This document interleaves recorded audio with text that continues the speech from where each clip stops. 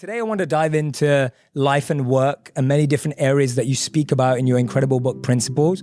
And the first thing I want to dive into is these stages of life you speak about. Because when you said that to me on the phone the other day, they really resonated. Why don't you guide the audience through those different stages and phases and how you see them changing our life? Well, I think to simplify, there are three stages in your life. The first stage in your life is when you're learning and you're dependent on others. Go to school, come out, graduate from school. It's very different from the second phase of your life, where you're working, others are dependent on you, and you're trying to be successful. And that's what largely your audience is in that early stages. Absolutely. So I'm so excited to speak to them. And that whole arc is totally different. Like on the first arc, first part of the life, you pretty much follow a track. What schools, parents taking care of you, whatever it is, and then what decisions do you make? You hardly make any decisions. You make, okay, what college do you go to if you go to college? Then you go to the college and what major do you have? And then you come out to this world, the second stage, in which really the whole thing is wide open to you, particularly if you don't stay on a track. And you realize that there's no instruction manual and you can go anywhere and you can do anything. And then it's a very different phase. It's a more difficult phase. And that second phase then has an arc to it. And then somewhere in the vicinity of your last phase, that's the phase where you're free to live and free to die. And your preferences change. You change. Your relationships with others change. So that's the life arc that I'm referring to. And so I'm in the transition from the end of my second phase to the beginning of my third phase. And at that phase, I just want to pass along what I've learned to help people who are early in their second phase. Yeah, absolutely. And you're so right that is the majority of people that are listening and watching right now. And for me, you brought something up really interesting there. One of the biggest things is we become paralyzed by choice and decisions. Because so much of that early phase is where things were decided for us, where choices were made for us. And I often feel we bring that mindset to the second phase, where we're still looking for someone else to help tell us what to do and what decision to make and what's the right thing to do. How have you seen through your experiences, how have you dealt with choice and decision as that phase of life changes? Well, I think, first of all, one has to know their nature. You might have to discover it. But your nature means, do you have a sense of adventure? Do you seek security? Are you an extrovert, an introvert? Those types of things. So personal discovery is important. I think that who you're with and where you are is more important than what you do. Because in the early phase of that second phase, it's total discovery. So it's experimentation. You went to India for 3 years, right? Yes. But if you have that sense of adventure, to let go, you can discover. That's your opportunity. But discover yourself as well as to discover what the choices are like. And then as you move later into that, you'll feel the pulls and to feel never trapped. We were talking just before we began that so many people say, I can't be that way because my job won't allow it, which is a silly concept, because you have the freedom of those choices, even when you have constraining situations. So I think that's the life arc. Enjoy this wide open choice. You can be anywhere in the world. You can do almost anything. Let go, experiment, and then move on. Absolutely. And did you feel that same freedom when you started as well? Or do you feel it's changed now? Do you think there's more access? In my case, when I was 12, I got hooked on trading markets. So I loved that game. So I discovered it early. And then I wanted to, but I had this sense of adventure. I discovered when I went to work at a company that working at a company was not my thing. I got fired. I punched my boss. And I really then learned the freedom. I didn't have any idea that I was setting up a company. I just sort of said, I can do these things. Probably like you discovered, okay, I could do those things. And then one thing leads to another, and then, you build. And I always like the variety. So my nature is macro. So I like going all over the world, all different cultures, understanding how the world works.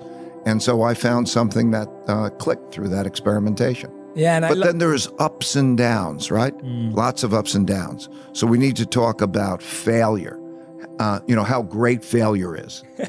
Yeah, let's do that, because I think when I'm hearing you say that, it's so refreshing.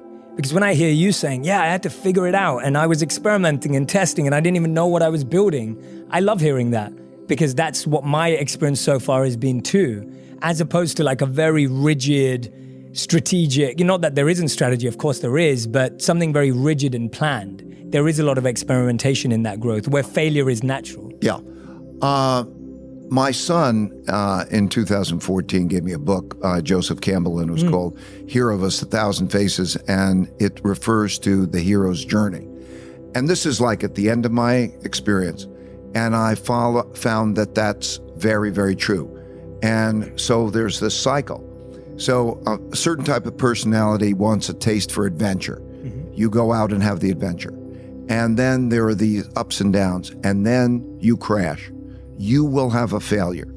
If you're adventurous and you're pushing the limits, you will have a failure. And that failure can be a transformative experience. I have an expression that pain plus reflection equals progress. So they call it the abyss. And change, the learning of humility, to maintain your aggressiveness, your audacity, and to simultaneously learn humility. And that happened to me. I was, you described it. I graduated from school. 2 years, I worked on Wall Street for 2 years. I got fired from my job. And 2 years later, I'm running my little company. Something like 7, 8 years after that, I made terrible mistakes in the markets. I crashed and I lost everything. And I was so broke that I had to borrow $4,000 from my dad to help pay for my family expenses. And it was publicly because I was on Wall Street Week and I made all those mistakes. And that was one of the most painful. Pain can be great because it changed my whole perspective to decision making. As I'm saying, it gave me the humility I needed to operate with my audacity. In other words, to simultaneously be bold and aggressive, and also to know that I could be careful.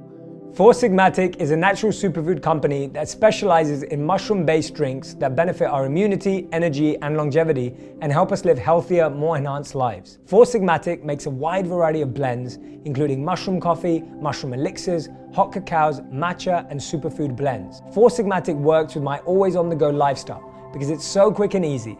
Just tear the packet and mix with hot water. This also makes it great for travel, which is so helpful for me. One of my favorites is the coffee with lion's mane. Lion's mane mushrooms have been used by Buddhist monks to help with focus during meditation. The coffee with lion's mane promotes productivity, creativity. It's coffee without the jitters. I was initially worried about the taste, but it tastes just like coffee, not like mushrooms. And it's made with 100% organic Arabica coffee beans. I like to add a little coconut milk to mine for a creamier texture.